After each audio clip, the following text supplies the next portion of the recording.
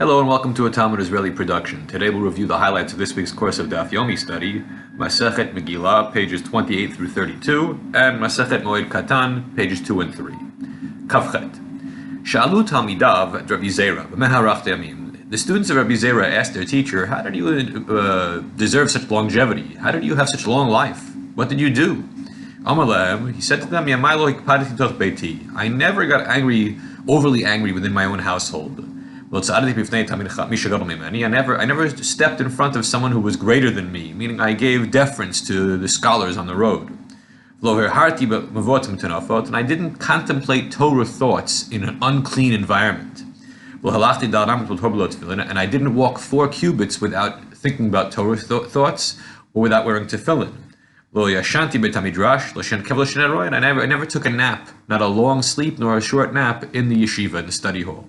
Now, what's fascinating about what Rabbi Zera said here is that there's seemingly contradictory things. I never went 4 cubits without thinking about Torah, but he also didn't think about Torah in the unclean places. And this tells you the challenges of being a great sage, always thinking about Torah, that your tendency is to contemplate the Torah at all times. But there are moments when you're not allowed to, because it is disrespectful to God's wisdom to be thinking about it in places of excrement and filth.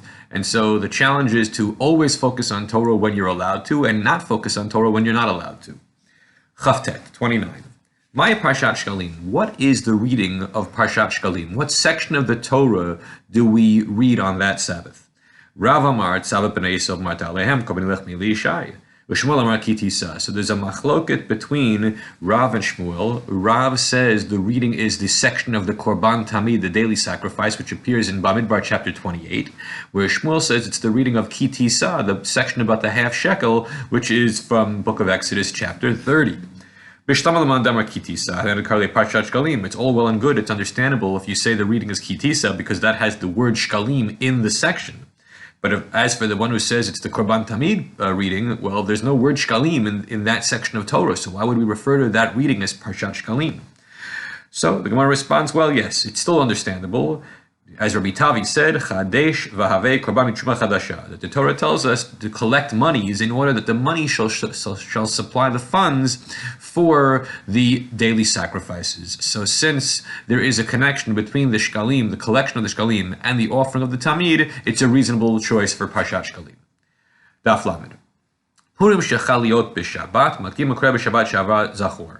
If Purim falls on a Saturday, on a Shabbat, then you read Parshat Zachor on the preceding Shabbat, which is the 7th of Adar. Now, according to our calendars, the way it is set up right now, this can never happen. The 14th of Adar is never on a Shabbat. It can be on a Friday, but it cannot be on a Shabbat.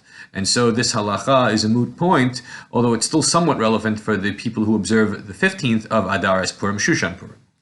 Daf Lamed Aleph. Ba'atzeret Shiva Shavuot maftin b'Chabakuk.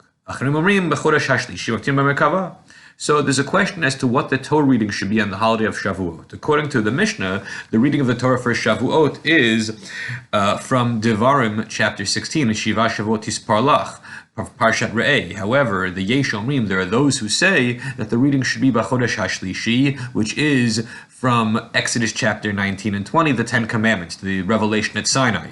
Now, we who observe the holiday of Shavuot as largely a commemoration of Matan Torah, Zman Matan Toratenu, for us, the idea that we're going to read B'chodesh HaShlishi, the revelation, the 10 Commandments, makes perfect sense. However, it wasn't always the case that Shavuot was, the focus of Shavuot was the giving of the Torah.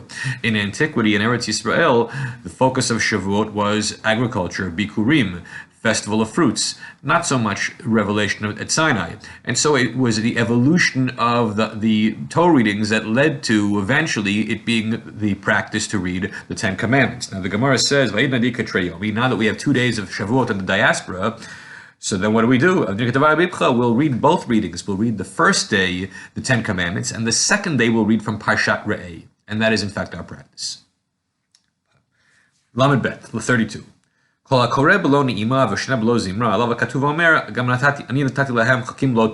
you read the Torah without a pleasant melody, and you study the Mishnayot without a pleasant melody, regarding that person, it is the Torah says, the Tanakh says, I gave you bad laws, chukim lo tovim, which basically means that we have an obligation when we study, we read the Torah in the synagogue, and when we study even privately, that it should be melodic, it should be melodious. There should be some sweetness, some pleasantness to the sound of our Torah study. And in yesteryear, it was common practice for the Mishnah to have a trup, to people to learn the Mishnah, read the Mishnah with a similar system to like we have for the Torah reading, where there's a trup, there's Tamei HaMikra. So there was for the Mishnah. Although this is no longer commonly done, still people learn in a sing-song voice. Now, we go to Moed Katan. We finished Megillah, we go to Moed Katan. B'shtei Shmitot HaKatuv Medaber. So Daf Bet in Moed Katan tells us that the Shemitah has two types of cessation. Cessation from what? Shmitat Karka, cessation from work of the land, and Shmitat Ksafim, the cessation of collecting repayment of loans. When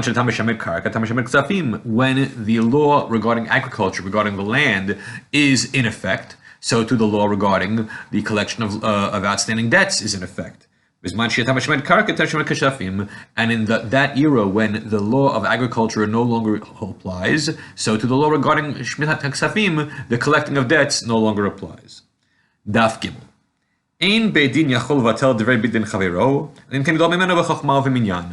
A court is not allowed to overrule a prior ruling of an earlier court unless that later court is greater than its predecessor in chokhmah, in wisdom, and in minyan, in number. Now, it's not entirely clear what that minyan means, although presumably it means the vote that was taken on that Sanhedrin was a more lopsided vote the second time around than it was the first time around, so that the overturning of a decision was taken by a greater number of votes than was the original decision itself. Now, because of a concept of Yeridat Hadarot, the decline of the generations, and the assumption that the further we get away from the Sinaitic revelation, the less impressive we are spiritually and scholastically, so this rule basically fixes into place almost all rabbinic edicts, because a later court could never override something that a predecessor had done, since we assume the predecessor was of greater stature, spiritually and otherwise. And so this leads to the rigidity, the fixity of the halacha. Everyone have a good week.